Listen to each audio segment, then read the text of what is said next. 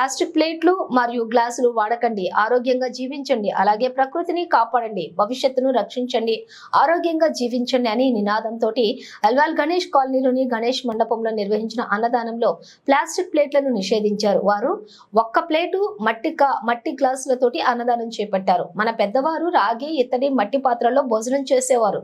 ఇప్పుడు plastic paper వాడకం జరుగుతుంది. నాన్ ప్లాస్టిక్ అవడం వలన మనం అనారోగ్యం గురవుతున్నాం. వెరీ ప్రాంతాలు కూడా ప్లాస్టిక్ ప్లేట్లలోనే తినటం వలన ఆ ప్లాస్టిక్ కరిగి మనకు క్యాన్సర్ వచ్చే అవకాశాలు కూడా ఉంటాయి. మనం ఆరోగ్యంగా ఉండాలి అంటే ప్లేట్లను, మట్టి గ్లాసులను వాడి ఆరోగ్యంగా ఉండొచ్చు.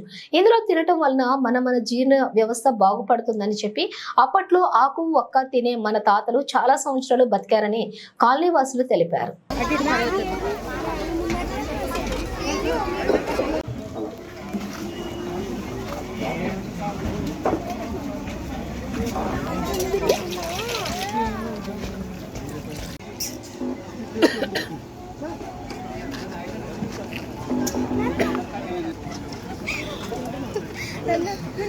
తిట్టాలి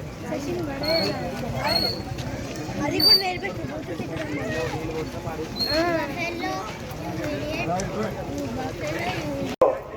రసీదు తీసుకోగలరు.